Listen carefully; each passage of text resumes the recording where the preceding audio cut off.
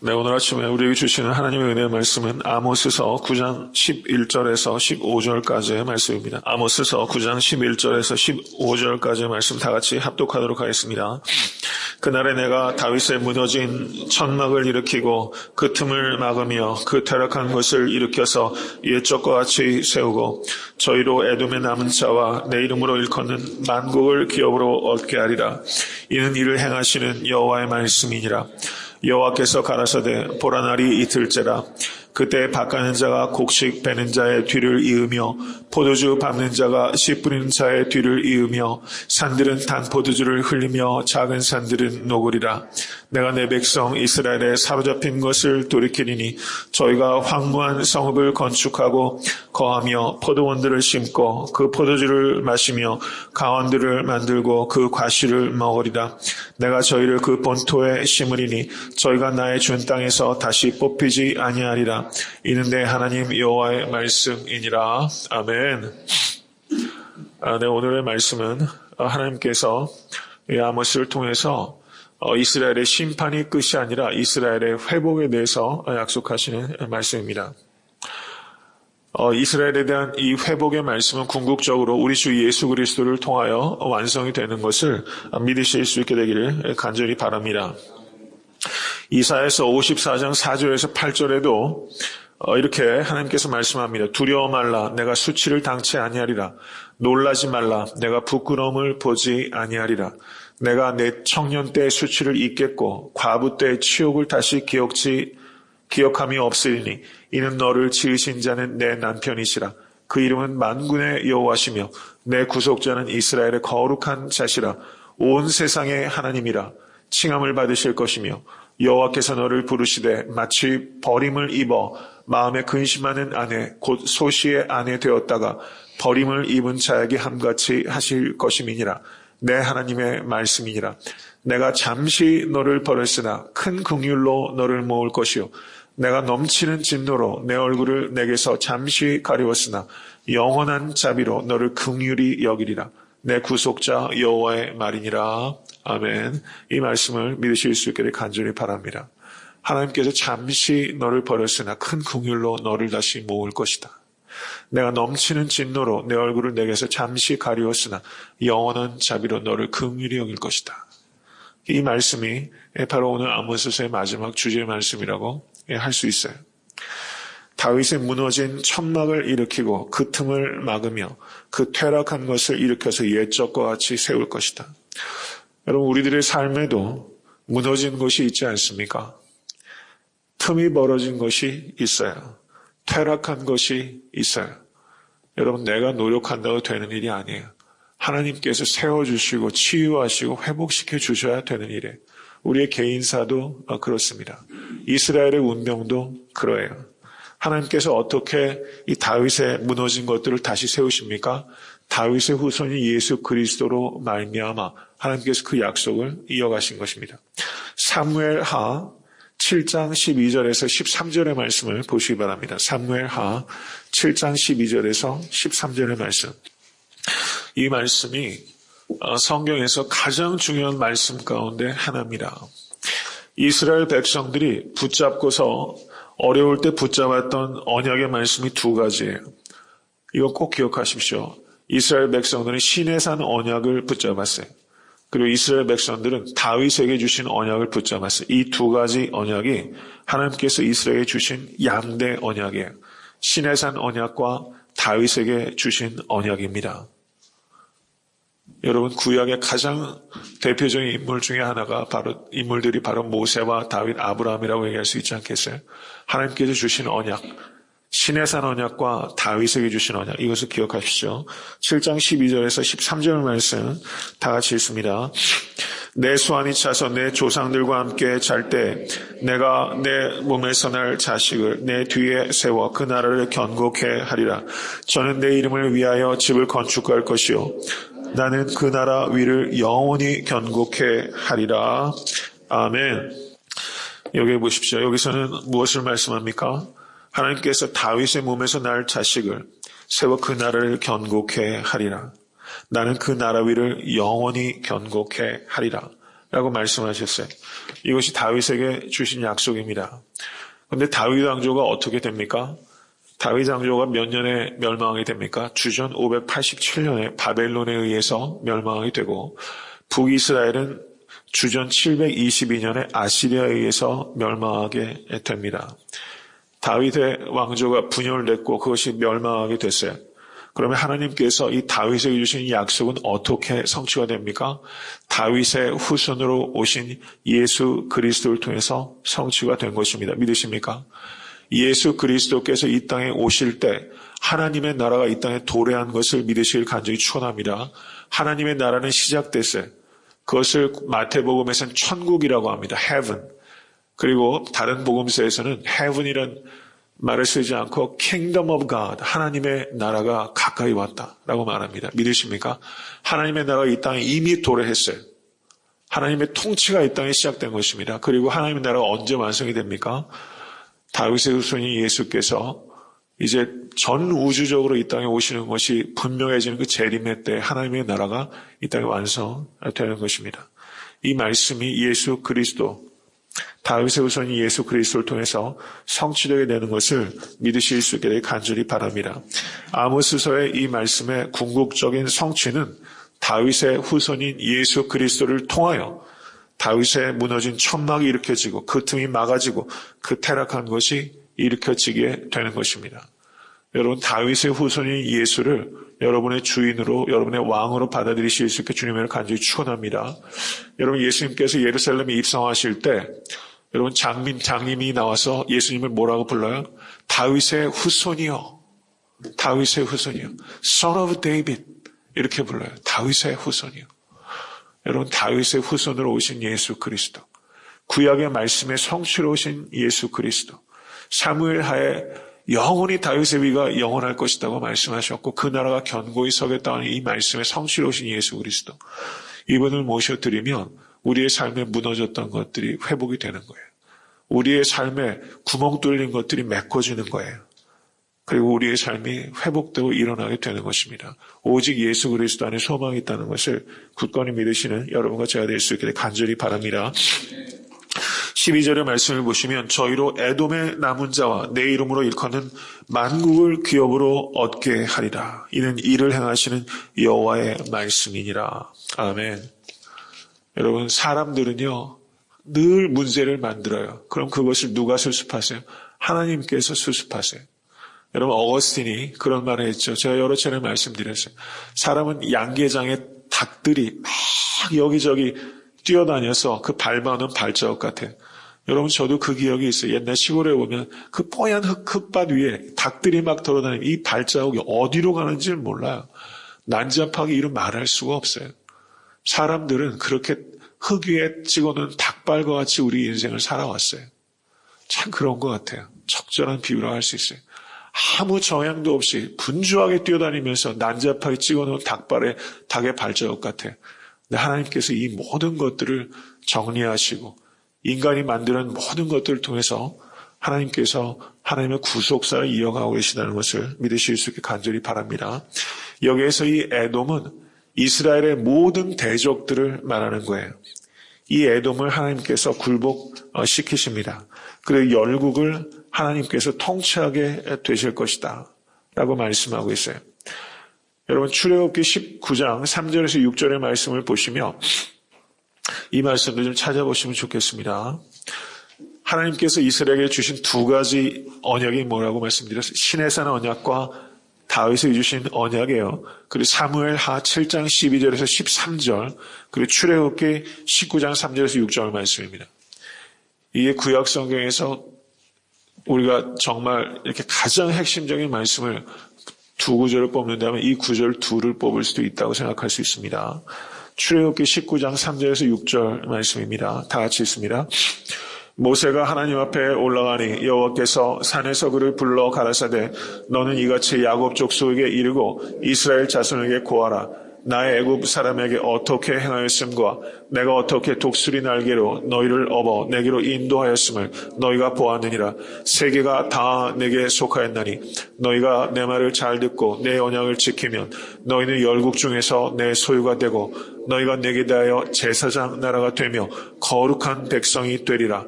너는 이 말을 이스라엘 자손에게 고할지니라. 아멘. 하나님께서 이스라엘 백성들을 어떻게 부르셨습니까?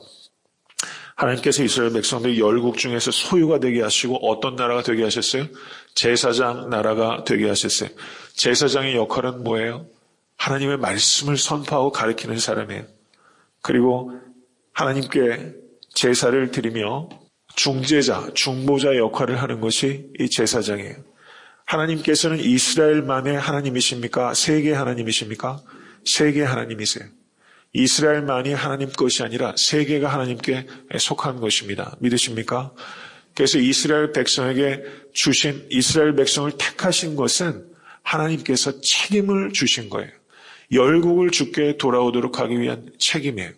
이스라엘 백성이 출애굽할 때 이스라엘 백성만 나온 것이 아니라 허다한 잡족들도 같이 나왔다라고 말씀하겠어요. 하나님께서 이스라엘 택하시면 다른 허다한 잡족들을 주께로 돌아오게 하기 위함입니다. 믿으십니까? 베드로 전서 2장 9절을 보시면 이 이스라엘에게 주신 이 사명이 교회에게 주어졌다고 말씀하고 있어요. 오직 너희는 택하신 족속이요 왕같은 제사장들이요 거룩한 나라요 그의 소유된 백성이니 이는 너희를 어두운 데서 불러내어 그의 기이한 빛에 들어가게 하신 자의 아름다운 덕을 선전하게 하려 함이니라. 아멘. 믿으십니까? 이 이스라엘이 감당하지 못한 이 일을 뉴 이스라엘, 새로운 이스라엘, 교회에게 이 책임을 하나님께서 주셨어요. 그리고 이 일을 감당하게 하십니다. 그리고 감당할 수 있는 능력을 성령님을 부어주심으로 우리에게 주셨어요. 믿으십니까? 여러분 이 말 따라 하십시오. 새 이스라엘. 우리가 새 이스라엘이에요. 뉴 이스라엘. 우리가 이스라엘 사람이라는 거예요. 영적으로 우리가 이스라엘 사람이에요. 영적으로 우리가 아브라함의 자손이에요. 믿으십니까? 피를 이어받은 유대인들이 아브라함의 자손이 아니라 아브라함의 믿음을 이어받은 사람들이 아브라함의 자손입니다. 믿으십니까? 그리고 아브라함의 유업을 받을 사람은 누구예요? 아브라함의 믿음을 이어받은 아브라함의 후손인 우리가 그 유업을 이어받아요. 그래서 우리가 누구예요? 따라하십시오. New Israelite. 우리가 New Israelite. 우리가 이스라엘 사람이에요. 믿으세요? 우리가 영적으로 이스라엘 사람이에요. 우리가 이 일을 어떻게 해야 됩니까? 만국에까지 이 복음을 증거해야 되는 것입니다. 이것이 교회에게 주신 사명이에요. 하나님께서 오직 성령이 너희에게 임하시면 너희가 권능을 받고 예루살렘과 온 유대와 사마리아의 땅끝까지 이르러 내 증인이 되리라. 믿으세요? 이스라엘에게 주신 사명은 증인의 사명이에요. 교회에게 주신 뉴 템플, 우리는 뉴 템플입니다. 예루살렘 성전에서 이제 예배 드리는 것이 아니라 신령과 진정으로 예배하는 자가 하나님께서 찾으시는 자라고 말씀했어요. 여러분 우리가 뉴 이스라엘이고 우리가 뉴 템플이에요. 예수님께서 눈에 보이는 예루살렘 성전을 헐어버리고 3일 만에 자신의 육체 위에 새로운 성전을 짓겠다고 하셨어요. 우리는 예수 그리스도 안에서 하나님께 예배하는 자가 된 것입니다. 이것을 선언하는 거예요. 그래서 이 열방 땅끝까지 이르러 이 복음의 사명을 감당하게 하는 것입니다. 이방의 빛으로 하나님께서 교회를 허락해 주셨어요. 이것을 믿으실 수 있게 되길 간절히 축원합니다. 우리가 작년에 처음으로 단기 선교를 시작했고 올해부터 이제 과테말라 선교를 집중해서 하게 될 것이고 앞으로 선교하는 나라들도 늘어나게 될 것이에요. 저도 이 일을 위해서 오래전부터 사실 계속 생각하고 마음으로는 준비하고 있었습니다. 저는 애타한테 섬기는 교회를 통해서 이 이방의 빛으로 하나님께 주신 이 이스라엘 사명을 우리 교회가 감당할 수 있게 되길 간절히 바랍니다. 선교 지향적인 교회가 되어야 돼요. 교회에서 있는 모든 양육도 우리 머리 키우려고 하는 게 아닙니다. 선교하는 데 가서 주의 말씀을 전하기 위해서 제사장 나라로서 역할하기 위해서 그 일을 감당하는 거예요. 선교사가 또 다른 선교사를 불러서 계속적으로 하나님의 나라가 이 땅에 확장되는 일에 우리 애타한테 섬기는 교회가 쓰임받고 성도님들이 쓰임받고 우리 자녀들이 쓰임받을 수 있게 되기를 간절히 바랍니다. 아모스서 9장 13절에서 14절의 말씀을 보세요. 우리 다 같이 읽을 때 믿음으로 이것을 읽으십시오. 그리고 이 복이 성도님들의 가정과 삶에 풍성하게 될 수 있게 될 주님을 간절히 축원합니다. 13절과 14절 읽겠습니다. 여호와께서 가라사대 보라 날이 이를 때라 그때 밭 가는 자가 곡식 베는 자의 뒤를 이으며 포도를 밟는 자가 씨 뿌리는 자의 뒤를 이으며 산들은 단 포도주를 흘리며 작은 산들은 녹으리라. 내가 내 백성 이스라엘에 사로잡힌 것을 돌이키리니 저희가 황무한 성읍을 건축하고 거하며 포도원들을 심고 그 포도주를 마시며 과원들을 만들고 그 과실을 먹으리라. 아멘. 여기서 보세요. 밭 가는 자가 곡식 베는 자의 뒤를 이으며 라는 것은 추수할 것이 얼마나 많은지 그걸 다 거두지 못했는데 벌써 씨 뿌릴 때가 됐다는 거예요.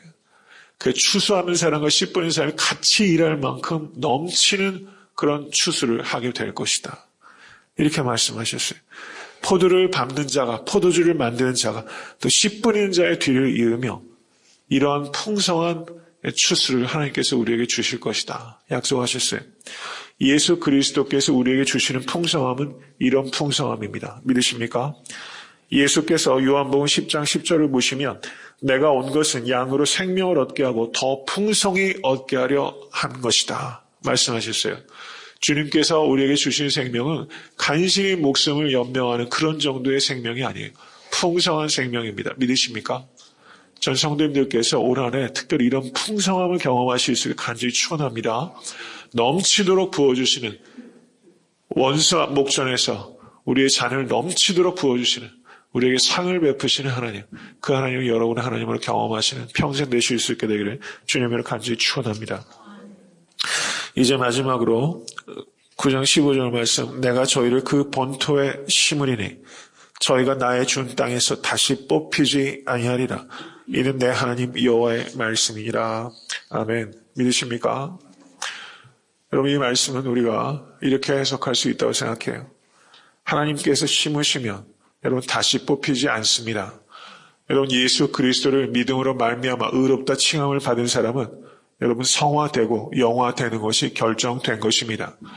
우리는 구원의 확신이 없이 두려워하면서 살다가 나중에 구원받을지 못 받을지 그걸 평생 그걸 두려워하면서 사람의 행위로 여러분 공로를 쌓는 사람이 아니에요. 우리는 오직 예수 그리스도의 공로로 말미암아 믿음으로 우리는 의롭다 칭함을 받은 사람입니다. 믿으세요? 우리는 뽑히지 않아요. 중생한 사람은 결코 뽑히지 않습니다. 여러분, 이 확신을 가지고 살아가세요.